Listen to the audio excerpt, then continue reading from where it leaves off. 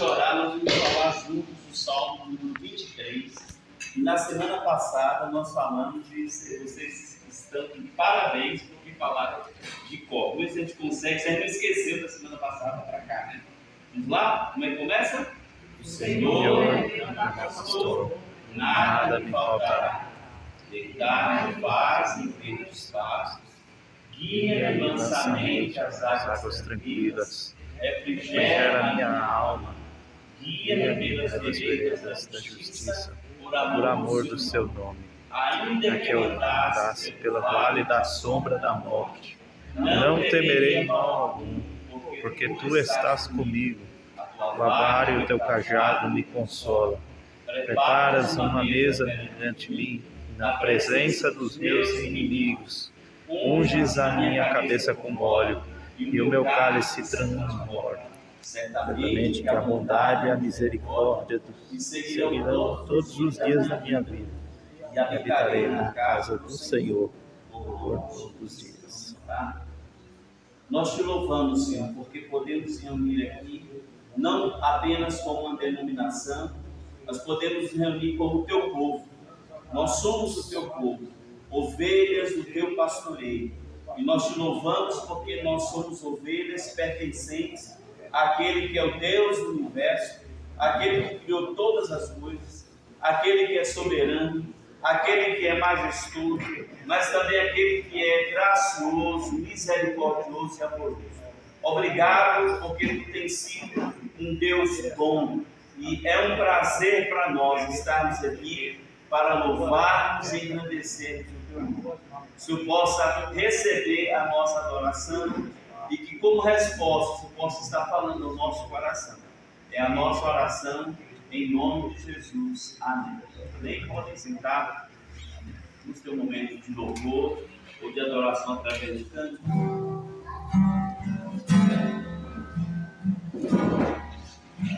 Ao único que é digno de receber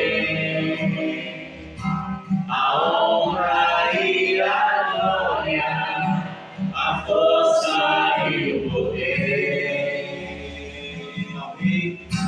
Alguém eterno, imortal, invisível, mas real, a Ele ministramos louvor. Mais uma vez, ao único que é digno, ao único que é digno de receber a honra e a glória, a honra e a glória, a força e o poder. Alguém eterno, imortal, invisível, mas real, a Ele ministramos louvor. Levanta seu nome e cante, gloriamos a Ti, ó Rei Jesus. Gloriamos a Ti, ó Rei Jesus. Adoramos o Teu nome, nos rendemos aos Teus pés, consagramos todo nosso ser a Ti. Coroado,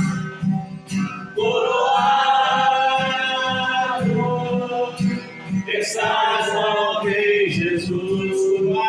Coroado,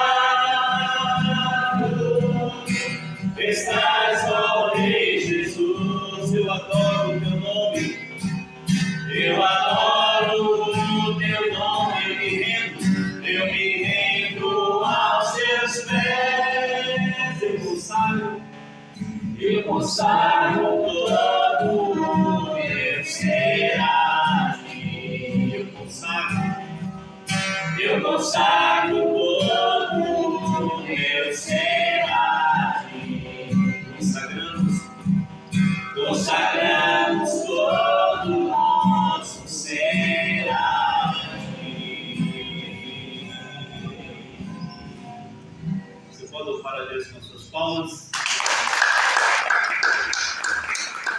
Amém. Nós estamos passando por um tempo difícil, né, na região, porque choveu, algumas pessoas plantaram e não veio mais a chuva, né? Mas é interessante que esse retrato natural é um retrato também da nossa vida, né? Nós somos um terreno, uma terra seca, que precisa de chuva. E qual é a chuva que nós precisamos? A chuva natural? A chuva de Deus, que é a chuva do Espírito Santo. E é interessante que às vezes a gente fica esperando essa chuva vir do céu, né? Mas Jesus disse assim em um texto lá em Mateus, em João, ele diz assim: se nós cremos, o que vai acontecer no nosso interior? Fluirão rios de água viva. Aonde está a fonte dessa água? Está lá no céu? Onde é que ela está?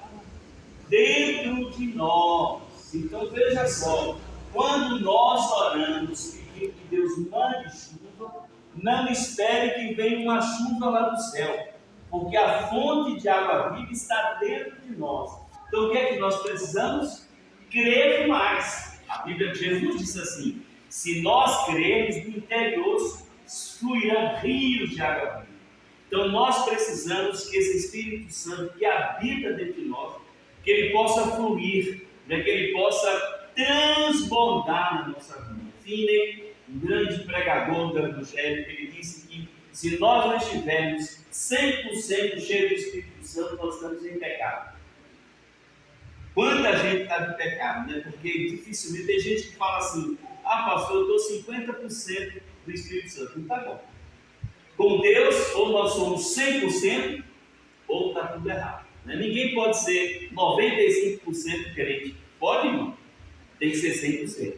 Então o que é que nós precisamos? Nós precisamos crer que esse Espírito Santo que habita dentro de nós pode fluir. Irmãos, eu não tenho nenhuma dúvida em dizer isso aqui. Se esse Espírito Santo fluir na nossa vida, nós não vamos precisar de esforço para trazer esse povo para cá. Infelizmente, a resposta é essa.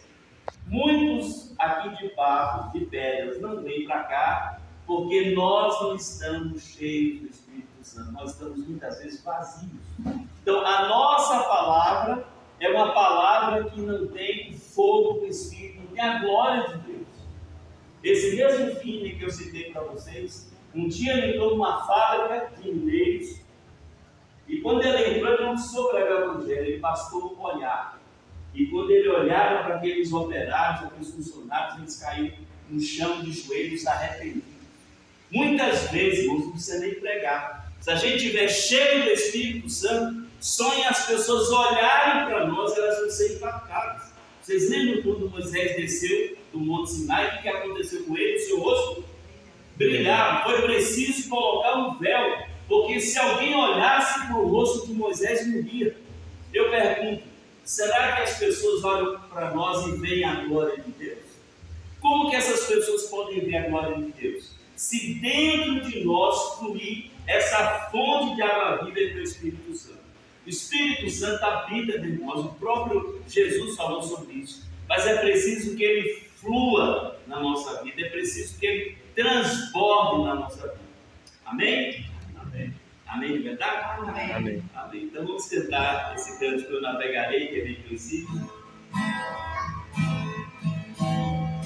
Eu navegarei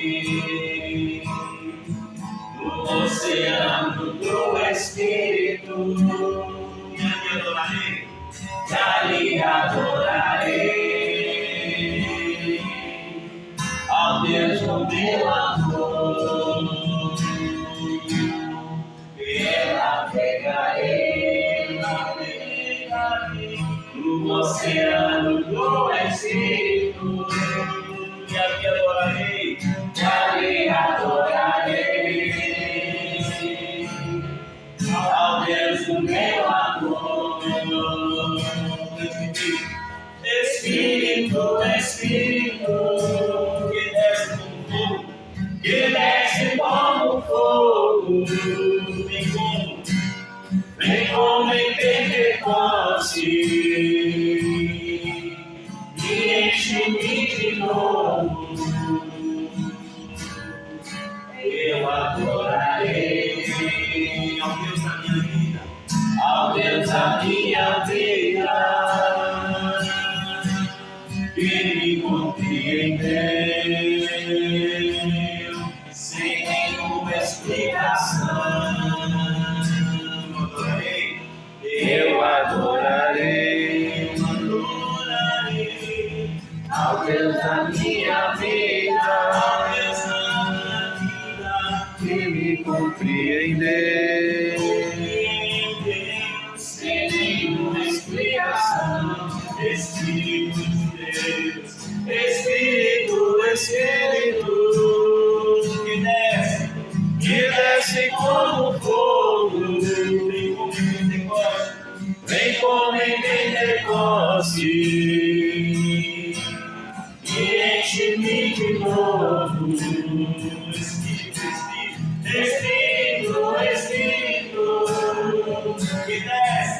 que desce como fogo, vem como em Pentecoste, e enche-me de novo. Coloque a mão no seu coração e cante mais uma vez. Espírito,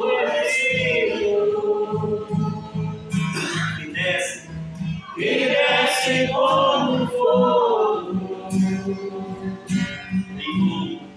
vem como em Pentecoste, Senhor, e enche-me de novo. Você pode cantar mais uma vez. Espírito, que desce como fogo, vem como em Pentecoste, vem, Senhor, e enche-me de novo. Mais uma vez, suave. Espírito, que desce como fogo, vem como em Pentecoste,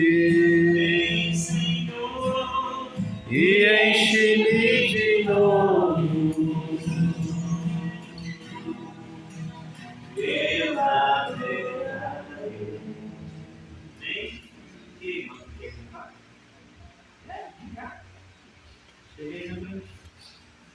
Você começa que eu continuo. Eu não sei qual é. Boa noite,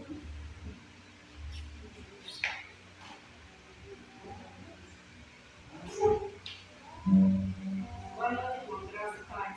Amém.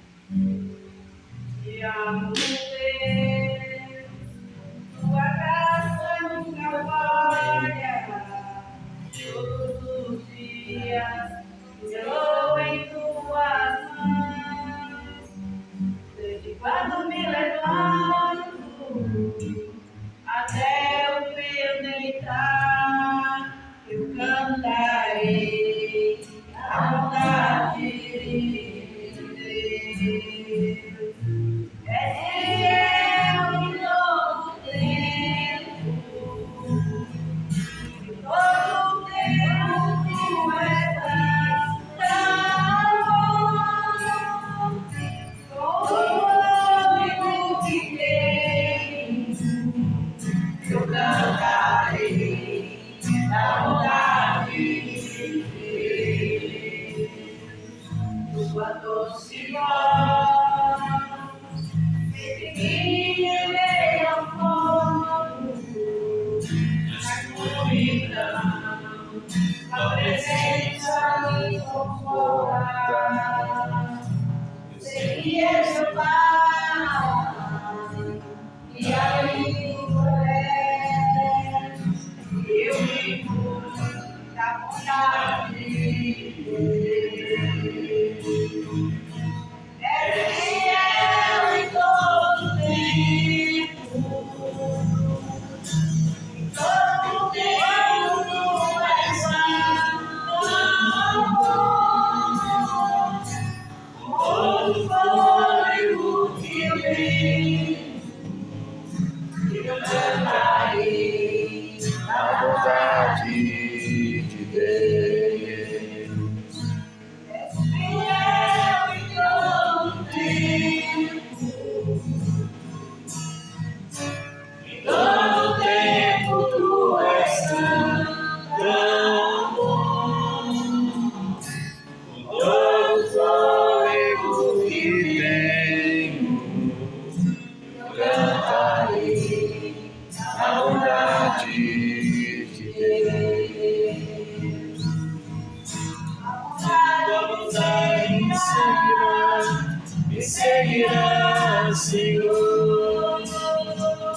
A bondade me seguirá, Senhor. Te dou meu ser, entrego tudo a ti. A bondade me seguirá, Senhor. És fiel em todo tempo. Em todo tempo tu és tão bom. Com todo o fôlego que tenho, eu cantarei a bondade de Deus. Cantarei a bondade de Deus. Glória a Deus. Cantar um canto, eu acho que é cantar um canto, porque eu não conheci os irmãos, mas vai ser um canto para que os irmãos tenham a oportunidade de adorar a Deus com seus dízimos, suas ofertas, suas primícias. Esse canto fala do que Deus pode fazer na nossa vida, né? Nós não podemos conhecer a Deus e comportar do mesmo jeito, falar do mesmo jeito, pensar do mesmo jeito. Quando a gente conhece a Deus, a gente tem que passar por uma transformação de vida. É uma transformação mental, é uma transformação emocional, é uma transformação volitiva da nossa vontade. E esse canto fala justamente disso.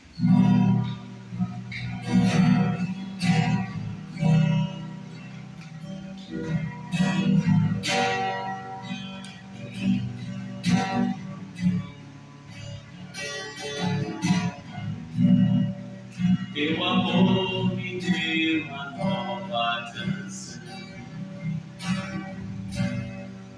que me transformou e me deu a direção. Me mostrou que era o amor e hoje eu posso ver. E hoje eu posso ver. Teu amor, teu amor me deu uma nova canção que me transformou e me deu a direção. Me mostrou que é o amor e hoje eu posso ver. E hoje eu posso ver. Não há outro lugar que eu queira estar, se só tu tens as palavras de vida. Não há outro lugar que eu queira estar, se só tu tens as palavras de vida.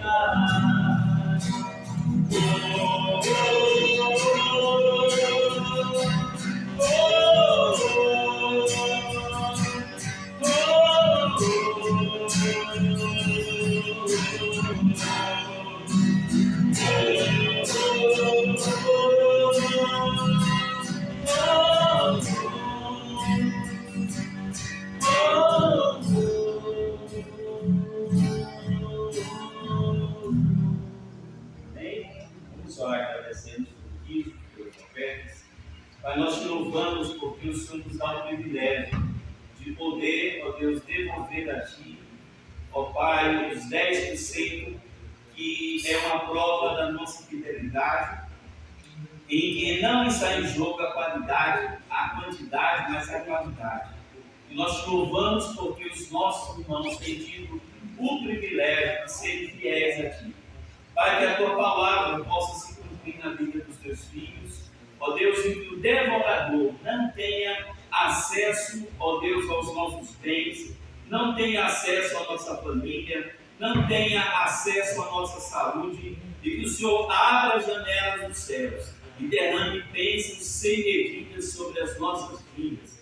Ó Pai, nós te pedimos que cada semente, ó Pai, que foi ofertada, que ela possa germinar, ó Deus, que ela possa crescer e produzir frutos a 30, a 60 e a 100, e que assim o Senhor repreenda também o migrador, o cortador, e que assim, ó Deus, o Senhor possa estar fazendo essa série de proteção à nossa vida.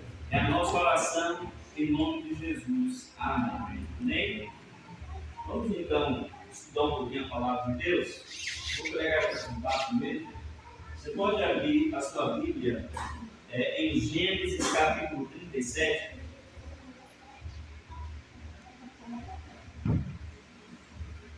Gênesis 37, nós vamos ler o versículo número 18. Gênesis 37, 18. Gênesis fica lá no comecinho da Bíblia. Não vai lá para o final, não, você não vai achar. Gênesis capítulo 37, versículo 18. Então diz assim, esse versículo 37, 18. E quando eles o viram de longe, antes que se aproximassem deles, conspiraram contra ele para matá-lo.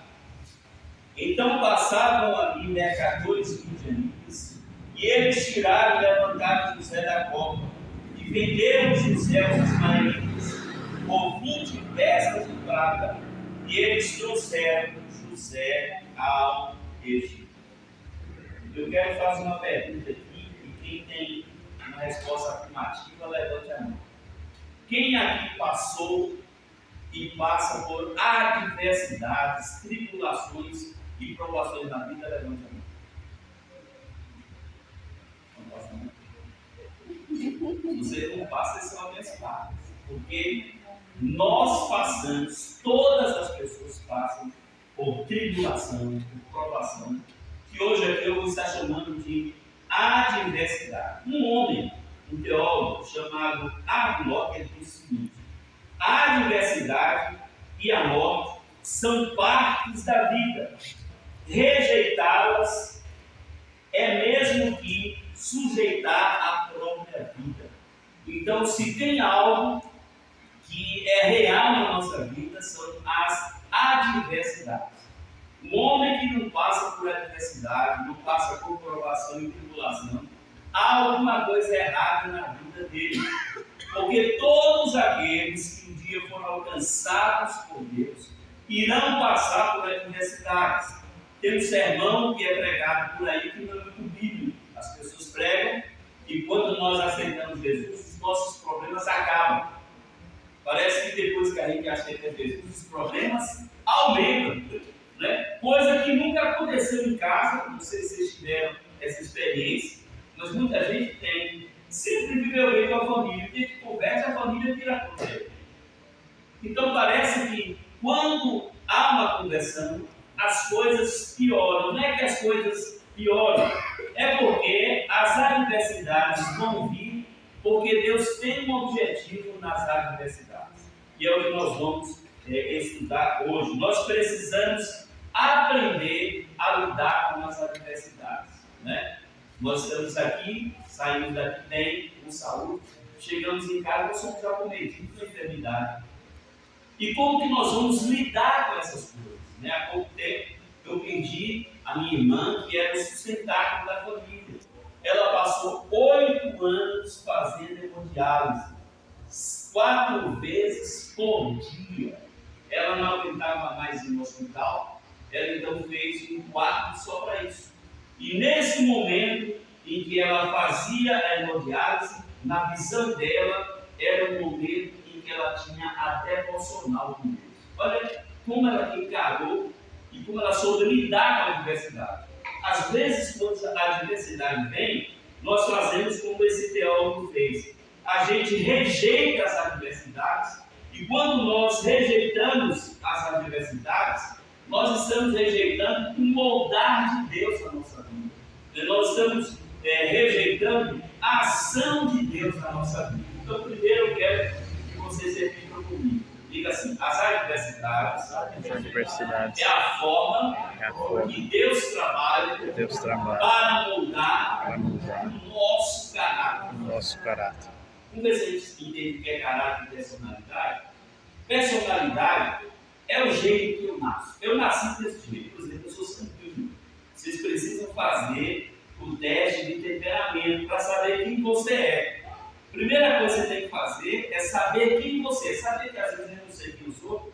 E aí eu sou colérico. O colérico é aquele que fica bravo. Tudo. Perfeccionista.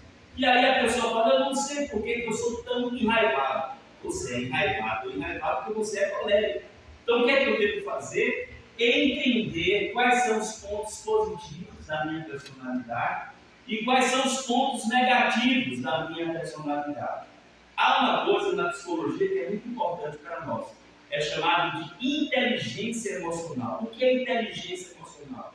É você saber reagir emocionalmente. Né? Às vezes você está aqui na igreja, alguém chega para você: ei, irmão, mas tu é feio demais. Aí a irmã não tem inteligência emocional, quer que fala? Feio! Aí já começa a brigar com o outro. O que é que faltou? Inteligência emocional. Inteligência emocional é você saber reagir. Toda vez que eu falo de feiura, eu lembro da experiência que eu tive lá em Goiânia. Não sei se eu já contei isso aqui. Eu passei um tempo sem carro, lá em Goiânia, acho que uns 5 ou mais anos, não sei. E eu, para ir para a igreja, eu pegava um ônibus que eles chamam lá de busão, que é aquele ônibus sanfonado, passava por não sei quantas plataformas, e depois eu ainda descia e tinha que caminhar ainda quase 2 km para chegar na igreja. Não perdia nem o culto da semana, nem Marcelo, e nem uma reunião de domingo, e nem a escola de líderes de manhã. Ia para todos os cultos. Né? E uma vez eu entrei, eu tinha trabalhado demais, esse dia entrei com a minha Bíblia até assembleando, que é bem grandona. Quando eu entrei, tinha um rapaz dentro do ônibus, comprando uma latinha de cerveja, e falou assim: opa, agora entrou um careca aqui dentro do ônibus. Você não sabe porque você está cansado. E alguém te chama. Eu não importo que alguém me chame de careca. Mas tem hora que você está cansado, você fica meio chateado, provavelmente do jeito que ele falou. E aí ele começou a descrever como era a minha careca. E a careca dele tem 2 limãozinhos, tem um na frente e outro atrás. E eu lá bem calmo. Aí um colega que estava lá disse: rapaz, dá um chute nesse homem. Na hora de dar a parada de carro, joguei ele não. Eu fiquei dentro. Falou: a diferença. Ele falou: a diferença minha, sua, é que você tem um olhinho verde e eu não tenho, mas nós dois somos careca. Aí, graças a Deus, chegou a hora de eu descer. Eu falei: Pai do Senhor, Deus te abençoe. Ele falou: tchau, careca. Perguntando de voltar assim, da sua de mim. Mas eu lembrei que eu preciso ter inteligência emocional. Então, a inteligência emocional é quando eu conheço e sei que eu sou e procuro reagir de uma maneira inteligente. Então, personalidade é aquilo que eu sou. E o que é caráter? Caráter é a roupa que é colocada dentro ou por fora da minha personalidade. Personalidade eu nasço com ela. Caráter eu vou sendo formado no meu caráter. Então Deus, quando Ele nos alcança, Ele começa, como a gente gosta de dizer, de forjar o nosso caráter. Porque às vezes o caráter é formado pela influência da família, é formado pela influência da sociedade, é formado pela influência da minha genealogia. Então eu preciso ter um caráter forjado. O que é forjar um caráter? É penetrar nesse caráter carnal e transformá-lo no caráter cristão. Como é que eu sei que eu tenho caráter cristão? Não vou terminar nem porque eu tenho que falar hoje, que é tanta coisa assim, né?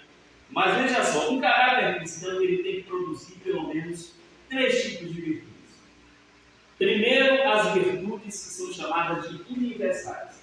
O que são virtudes universais? São virtudes que todo homem tem que praticar. Você quer ver uma virtude universal? Honestidade. Em qualquer lugar do mundo, a desonestidade é errada. Por exemplo, se você for no Oriente Médio e você for desonesto, você for ladrão, eles cortam a sua mão. Aqui, ladrão nem preso vai. Mas no Oriente Médio, o ladrão é cortado a mão.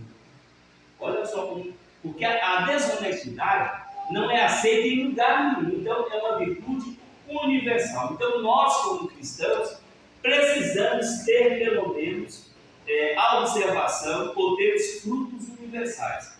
E o caráter cristão? Aí você vai para Efésios ou Gálatas capítulo 5, que fala sobre os frutos do Espírito. Fala o fruto do Espírito aí. Qual que é o que você lembrar? O principal deles? Amor. Então, um cristão que se diz cristão, ele precisa ter um caráter cristão. E o caráter cristão não é demonstrado quando você vê a igreja, quando você ora, quando você lê a Bíblia, não. O caráter cristão é mostrado quando você produz o fruto do Espírito. Como é que a gente conhece uma árvore? Pelos frutos. Como é que eu sou cristão e não produzo fruto? Né? Então lá tem uma série de frutos que precisam ser produzidos naquele que diz que é caráter cristão. E tem um terceiro nível que eu chamo de caráter do céu. Você sabe onde é que está o fruto do caráter do céu? Em Mateus capítulo 5, no Sermão da Montanha, que são as bem-aventuranças. Quem sabe uma bem-aventurança aí? Fala para mim. Bem-aventurado o quê? Os mansos. Os pacificadores. Então, alguém que tem um caráter celestial, ele precisa ser pacificador. Ele não pode ser criador de briga. Né? Se você chega em casa, a coisa está feia, você não pode jogar gasolina, você tem que ser um pacificador. Outra, bem-aventurado os mansos. Você não pode ser uma pessoa nervosa. Né? Tem gente que fala assim, eu sou nervoso, não levo desaforo para casa. Então você precisa converter. Porque um dos frutos de quem tem um caráter celestial é ser manso, como Jesus foi manso e humilde de coração. Então, quando nós falamos de adversidade, nós estamos falando isso. Deus está moldando o nosso caráter. Foi assim que aconteceu com a vida de José. José, ele era religioso, mas ele teve 13 anos de luta na sua vida, onde Deus foi trabalhando o caráter de José. Né? Ele foi mal entendido pelos irmãos, porque quando o seu pai fez uma túnica talá, que era uma túnica sacerdotal para ele, os irmãos ficaram com inveja, porque a sua túnica era mais bonita do que as outras túnicas. E quando José teve aqueles dois sonhos, que traduzidos significaria que o pai e os irmãos um dia iriam se curvar diante deles, José foi mal entendido, os irmãos acharam que ele era soberbo, e o que aconteceu? Eles fizeram um montinho para vendê-lo como escravo. O texto que nós lemos fala disso, que ele foi vendido como escravo, ele foi para um outro país, teve que ser forçado a aprender uma outra língua que ele não conhecia, porque era um adolescente. Ele foi acusado de tentativa de abuso sexual na casa de Potifar, sem ter feito nada. Ele foi levado para a cadeia, e mesmo assim, o que aconteceu com José? Você vai ler a história dele no capítulo 37. Em nenhum momento José murmurou, em nenhum momento José blasfemou contra Deus, mas José soube e entendeu que aquelas adversidades era Deus trabalhando na sua vida. Com 30 anos, ele supera aquelas adversidades e torna-se o segundo maior líder do reino em pauta naquele tempo, que era o Egito. Ele também se torna o provedor da família, o provedor da nação e o provedor do mundo. Agora, tudo porque ele soube encarar as adversidades. Então, hoje à noite, eu quero que os irmãos entendam isso que eu pedi para vocês repetir. As adversidades são formas que Deus usa para montar o nosso caráter, para nós sermos uma bênção. Deus não usa ninguém sem ser moldado. Ninguém usa. Todos os homens da Bíblia passaram por um momento, um tempo, para serem moldados, para serem usados por Deus. Então, essa arma que é o cristão, ela precisa estar pronta para Deus usar. Às vezes você está pronto em um ano, 2 anos, outros 14, outros 30, outros 40, outros a vida inteira, mas Deus não vai usar quem não está pronto. Então, para que servem as adversidades? Nos moldar. Para moldar o que? Nosso caráter. E para Deus poder nos usar. Então, nós precisamos encarar bem as adversidades. Então, como é que eu vou encarar as adversidades? Eu quero trazer duas coisas importantes para nós. Porque a melhor forma de você aprender a adversidade é aprendendo com quem passou por adversidade. Né? Alguém que teve câncer e foi curado é a melhor pessoa para falar como se enfrenta o câncer. Né? Uma pessoa que perdeu um filho é a melhor pessoa para ensinar alguém que está perdendo um filho. Então, eu só vou poder falar daquilo que eu tenho experiência. Então, as adversidades, né, a gente aprende a conviver com elas ou encará-las quando a gente olha quem passou. Então, a primeira lição para a gente poder vencer as adversidades, repita comigo. Primeiro, aceitar as adversidades. Você já ouviu que tem um sermão por aí? Eu não aceito isso na minha vida. Irmãos, essa pregação aí está na palavra. Você não vai encontrar em nenhum lugar da Bíblia alguém que chega para Deus e fala: eu não aceito essa adversidade na minha vida. Aí Deus fala: não vai aceitar, não? Vou ter que ir mais forte. Eu vou você. Então, a primeira lição, olha como o diabo é sagaz. Você vai aceitar isso na sua vida? Você é filha de Deus, você é filho de Deus, então alguém bate no pé e fala: eu rejeito em nome de Jesus. Aí ninguém usa o nome de Jesus. Essa adversidade na minha vida. Pois é, a primeira lição para a gente vencer a adversidade é aceitar as adversidades. Não pergunte por que eu, mas aceite a situação e peça ajuda ao Senhor para enfrentar essa adversidade. Vocês vão ver que José nenhuma vez falou assim: eu não aceito ser vendido, eu não aceito ser acusado, eu não aceito ser preso, eu quero ser o faraó do Egito. Ele não vai falar isso. Mas em todos os momentos, ele apenas esteve quieto e aceitou a adversidade. Quando ele foi para Potifar, ele trabalhou e foi um exemplo. A casa de Potifar prosperou porque José, mesmo sendo escravo na casa de Potifar, ele trabalhou. Na prisão, mesmo sendo presidiário, ele trabalhou arduamente. Isso está no texto, capítulo 37, 36, 38, 3, 38, 20 e 23. Então, trabalhando, ele foi mostrando a sua competência, a sua paciência na adversidade. Aí eu pergunto para os irmãos: se eu não tenho paciência na adversidade, a adversidade vai diminuir ou vai aumentar? Aumentar. Vai aumentar, pode falar, vai aumentar. Então, se você ficar nervosinho ou cheio de mimimi, porque às vezes ele tem mimimi, né? Aí chega para o pastor: pastor, na vida, estou sofrendo demais. Toda vez que alguém chega para mim e fala que está sofrendo muito, quando eu estava em Goiânia, eu cuidava para a gente ir no hospital do câncer. Para você ver crianças de 3, 4 anos que não tem mais nariz escolhido pelo câncer, que não tem mais garganta. Aí eu pergunto: você está sofrendo? Você está com 2 braços, 2 pernas, está enxergando? Não, pastor, não estou sofrendo. Tem gente que fica com raiva de Deus por causa de um probleminha. E essas pessoas que estão enfrentando câncer, essa minha prima que faleceu, você sabe o que é fazer 4 hemodiálises por dia? Você sabe o que é perder a beleza do corpo com um saco pendurado na barriga? Você sabe o que é o marido olhar para você e não te ver mais com aquele corpinho que você tinha? Afeta a relação, afeta tudo. E mesmo assim, essa pessoa dizer: Deus está me usando, Deus está trabalhando. Eu acompanhei a minha prima nesses 8 anos. Em nenhum momento, eu tinha uma reunião de oração toda sexta-feira, lá em João Dourado, e em nenhum momento ela reclamava. Pelo contrário, ela dava exemplo para nós de uma pessoa cheia de resiliência, de alegria. Né? Ela louvava a Deus. Então, irmãos, nós precisamos, assim como José, aceitar as adversidades, ter paciência e 2 coisas importantes na adversidade. Primeiro, crer na soberania de Deus. A gente fala que Deus é soberano, mas quando a adversidade vem, a gente esquece disso. Deus é soberano ou não é? É? Se Ele é soberano, Ele tem o controle de todas as coisas. Então, a doença vem numa soberania de Deus. A dificuldade vem financeira numa soberania de Deus. Em tudo está a mão de Deus. A Bíblia diz que uma folha não cai sem a permissão de Deus. Então, nada acontece na nossa vida que não tenha um propósito. Viu, Neguinho? Tudo tem um propósito.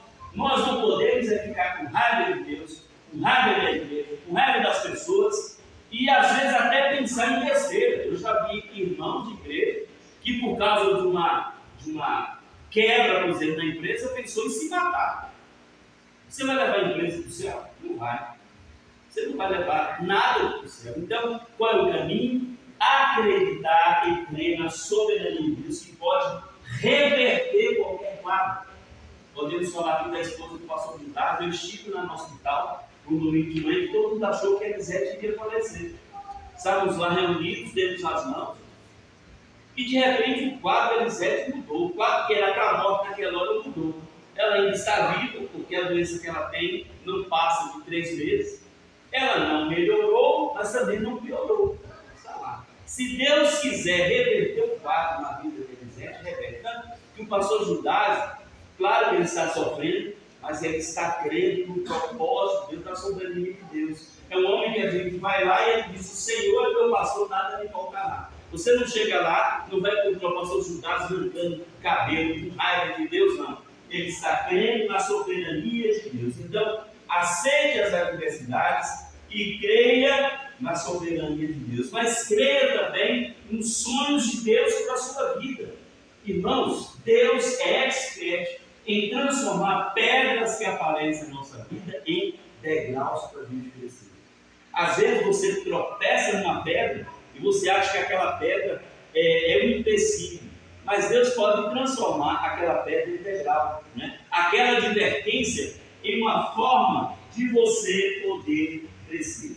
Outra coisa que é importante dentro da adversidade: mantenha a sua integridade. Irmãos, eu já vi pessoas que, quando passou por dificuldade financeira, sabe como tentou resolver a dificuldade financeira? Indo com a loteca fazer um jogo na Mega Sena. Eu estou quebrado, agora a pessoa está quebrada, não tem o que comprar. Vai pegar o último, ela faz um jogo, perdendo a sua integridade. Então, no momento da crise, da adversidade, não perca a sua integridade, mantenha-se íntegro. Irmão José passou por tudo isso, mas nada afetou a sua integridade. Ele foi um homem íntegro o tempo inteiro. Então ele fugiu dessa função, porque as adversidades não podem quebrar, ou não podem nos levar a quebrar códigos morais. Porque às vezes, na adversidade, ele fala assim: bom, a coisa já está feia mesmo, então agora eu vou arrebentar tudo. Não. Essa não é a hora de perder a ética. É a hora de manter a ética, porque se você se tornar um imoral, a situação não vai melhorar, vai piorar. Então mantenha-se íntegro. Humildade nas adversidades. Às vezes, eu já fiz, alguém falou isso para mim uma vez: o pior orgulho que tem esse velho que vem é o pobre do mundo, sabia? Me lembro que nós passamos uma dificuldade no manhã e eu precisei de uma cesta básica. E quando eu fui lá falar com o Diaco, que precisava de uma cesta básica, sabe o que a Diaco falou para mim? Pastor, eu sei que é meio humilhante, eu deixo lá na sua casa. Eu falei: não, meu irmão, pode botar aqui no ombro. Eu falei: por que você falou isso? Porque tem crente que tem vergonha de sair com a cesta básica da igreja. Irmãos, isso é pior, porque um rico soberbo ainda entende. Agora, um pobre soberbo ainda está. Então, mantenha a humildade na adversidade, né? Ao interpretar os sonhos de Deus, quais são os créditos de Deus. Então, esteja com a sua vida em humildade, crendo que o Senhor está conduzindo todas as coisas. Um dos objetivos da adversidade é quebrar o nosso orgulho. Quando nós estamos com muita diversidade, irmãos, isso aí é questão de experiência. Pode ser que a regra não seja geral, mas quando alguém está numa diversidade, eu já deduzo uma coisa: Deus está trabalhando com o orgulho daquela pessoa. Deus está trabalhando na soberba. Porque às vezes a gente acha que a gente é humilde, e a gente não é humilde, né? Eu tenho um colega, claro que é brincadeira, ele está escrevendo um livro sobre humildade. Como é o nome do livro? Aprenda humildade comigo. Qual a humildade que tem dessa pessoa? Então, às vezes nós achamos que somos humildes e não somos humildes. Então, tenha humildade. Outra coisa, não seja vingativo. Não seja vingativo. Sabe, irmãos? Oi? Tudo bem? E aí, rapaz? Tudo certinho? Dinossauro aí, é bravo? Né? Então não seja vingativo, porque às vezes a gente está passando na universidade e Deus dá uma melhorada na vida da gente, que a gente faz? Quem não estendeu a mão para a gente, agora a gente vai lá e põe o dedo na cara. Então não seja vingativo, né? Seja gracioso e perdoe as adversidades. Né? José, ele perdoou seus irmãos, ele abençoou Potifar, ele abençoou seus colegas da cadeia e ele chegou a abençoar também o próprio faraó. Para a gente encerrar, em segundo lugar, repita comigo. Para vencer as adversidades, compreenda os propósitos de Deus. Então, nas adversidades, Deus tem um propósito. O que é um propósito? Um objetivo. As coisas não acontecem na nossa vida por acontecer. Tudo tem um propósito. Deus tem um propósito. Irmãos, Deus é um arquiteto que fez a nossa vida pensando em cada detalhe. Não existe uma coisa, né? Eu não sei quem fez isso aqui, mas o arquiteto que fez essa igreja, ele pensou em tudo. Porque o arquiteto, ele faz a maquete, ele faz o desenho. Deus também, quando criou o mundo, ele pensou em tudo. Deus, irmãos, não... eu vou colocar algumas situações, né? Você não está passando por uma adversidade porque ela aconteceu. Mas Deus já planejou isso quando? Desde a eternidade. A gente acha que as coisas acontecem na nossa vida de repente. Nada acontece de repente. Irmãos, não tem de repente para Deus. A gente pensa que Jesus morreu na cruz porque os judeus se revoltaram, o Império Romano se revoltou e ele decidiu matar Jesus. Mas se você for ler Efésios capítulo 1, diz que Jesus foi morto antes da fundação do mundo, já estava decretado isso. Então o que acontece? Por que a gente vai ficar nervoso com as adversidades se Deus já planejou isso? E o nosso nervosismo não vai mudar nada. Mas tem uma coisa que a gente precisa aprender de Deus. Deus não fica nervoso, sabia disso? Deus não fica assim nervoso. Deus não aperta o olho. Deus não tem aquela emoção que a gente tem. Nada muda Deus. Às vezes a gente acha assim, eu vou para a igreja, porque se eu for para a igreja, Deus vai me amar mais. Deus não vai te amar mais se você vier para a igreja. Eu vou ler a Bíblia toda esse ano porque Deus vai me amar mais. Deus não vai te amar mais porque você leu a Bíblia toda. Eu vou jejuar e orar porque Deus vai me amar mais. Não faça, porque nada pode mudar o amor de Deus. Deus nos ama de maneira incondicional. Isso não quer dizer que eu vou viver uma vida longe de Deus. Não. Mas eu não posso fazer coisas boas achando que Deus vai ser mudado no seu amor por mim. Então, o nosso nervoso não vai mudar aquilo que Deus decretou na nossa vida. Então, compreenda as adversidades de Deus. Eu anotei algumas coisas aqui que eu vou ler para os irmãos que são importantes. Quando Deus manda adversidade, Ele quer chamar a nossa atenção. Então, se tiver adversidade na sua vida, talvez eu e você não estamos prestando muita atenção em Deus. Então, preciso prestar mais atenção em Deus. Outra coisa, as adversidades vêm para nos segurar ou nos assegurar no seu amor. Porque Deus sabe que com alegria a gente não fica perto dele. A gente só fica perto de Deus quando a gente está sofrendo. Você já vê alguém vir para a igreja e fazer 21 dias de oração? Se ele tiver rico, ele não faz. Agora, se ele quebrar, eu vou fazer uma campanha, pastor, porque eu não gosto de estar feio em casa. O casamento abalou, pastor, ora por mim, vamos fazer uma campanha. Um filho deu problema, pastor. Agora, se estiver tudo bem, ninguém lembra de fazer uma campanha de oração. Então, as adversidades é para Deus nos assegurar no seu amor. Tudo isso tem texto bíblico, depois eu posso passar por isso. As adversidades é para nos tornar mais humildes. Irmãos, nós não podemos ser orgulhosos e soberbos. Nós somos muito soberbos, muito orgulhosos.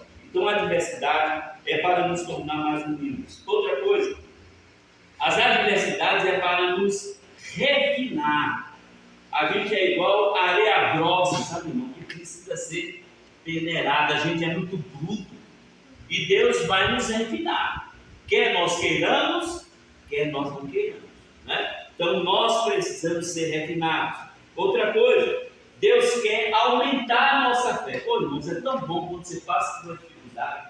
E aí você vence, aí você fala assim, nossa, eu tive fé. Aí Deus fala, então eu vou aumentar a sua fé. O que é que ele vai fazer? Colocar uma adversidade maior, para você ter mais fé. E a cada adversidade maior, você vai crescendo em fé. Ninguém cresce em fé, irmão, sem passar por adversidade. Como é que Deus vai dar uma fé grande para nós sem ter adversidade? Eu tenho que pôr em prática a minha fé. E você não precisa ter uma fé muito grande, não.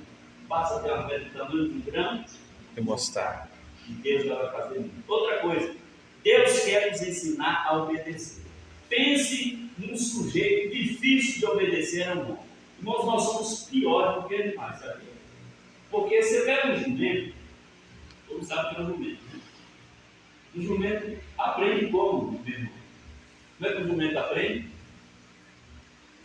Mas ele aprende, não aprende? Você sabia que um elefante, você já foi no zoológico, o elefante é enorme. Ele é preso com uma correntinha, se ele fizer assim quebra. Mas ele aprendeu desde pequenininho que aquela corrente, quando ele era pequenininho, não quebrava. E aí coloca umas pedrinhas, porque se o pé do jumento, o elefante lá, se ele pisar naquela pedra pontuda, machuca demais. Então, ele não sai daquele lugar, não é por causa da corrente, é porque ele aprendeu que quando ele põe desde pequenininho o pé da ponta da pedra, machuca. Então a gente pensa que o elefante não sai por causa da corrente, não. Ele aprendeu porque ele foi aprendendo a obedecer. Obediência a gente aprende com a prática, é o dia a dia. E você pode saber que nós vamos aprender a obedecer nas mãos. Até Jesus aprendeu a obedecer. Né? Filipenses disse isso, que ele aprendeu a obedecer. Jesus, como homem, não sabia o que era obediência. Ele aprendeu a obedecer até a morte de cruz. Então, se Jesus precisou aprender a obedecer, nós vamos também. Outra coisa, nós vamos aprender a selecionar as nossas amizades. Tem um ditado popular que diz assim: me diga com quem andas, Eu vou dizer que quem anda com pouco, come farelo. Irmãos, nós precisamos aprender a selecionar as nossas amizades. Eu vinha falando na estrada, porque eu estou estudando sobre o estoicismo, que é uma filosofia grega. E uma das coisas que a filosofia grega nos ensina é que tem pessoas que eu não posso andar, porque essa amizade vai me prejudicar. E às vezes a gente quer ser assim: pastor, mas ela é muito minha amiga, muito meu amigo. Você não pode andar com quem te prejudica, porque às vezes há amizades que foram escolhidas a dedo do Satanás para te trazer desvio. E ali joga um pensamento na sua mente: o que é que tem a escutar essa musiquinha aqui? O que é que tem a gente ir ali no barzinho? O que é que tem a gente ir ali na casa? O que é que tem a gente passar do horário de voltar para casa? E quando você percebe, essas amizades corromperam os bons costumes. De tanto falar, a gente se distorce. Então, Deus vai nos ensinar a peneirar nossas amizades. Porque com quem você anda, você vai dizer quem você é. Outra coisa, aproveitar essas adversidades para conhecer a Deus. Então, é na adversidade que a gente vai aprender a ter intimidade com Deus. Como essa minha prima, quando ela ia fazer a sessão de devocional, ela recomenda a devocional. Né? Então, às vezes, a gente está passando por uma luta, né? E essa luta a gente não sabe trabalhar o tempo. Aproveite o tempo dessa luta para conhecer mais a Deus. Outra coisa, lembrar que a nossa luta é espiritual. Não tem, às vezes eu fico assim indignado quando algumas irmãs chegam e falam assim: pastor, estou com raiva do meu marido, porque meu marido é muito mais. Olha, eu sei que seu marido é ruim, né? Talvez ele seja bom, mas no caso dessa pessoa é ruim. Você vai lutar contra o seu marido? Não, você vai lutar contra quem está usando o seu marido. Quem usa o seu marido? Você nem falar o nome dele, o capeta. E aí a gente anda numa briga carnal, quando a nossa luta é espiritual. Não adianta você ficar buzinando no ouvido dele, porque ele não vai entender. Ele é um instrumento do inimigo. Então é preciso entrar numa luta espiritual. Pode ser que essa adversidade que você está passando, ela não deve ser uma adversidade para ter uma luta carnal, natural, mas uma luta espiritual. E outra coisa, a adversidade é para nos aperfeiçoar, para nos fortalecer e nos fundamentar, e principalmente para nos ensinar a ter paciência. Se Deus está te parando, é para você ter paciência. Vamos concluir então essa palavra?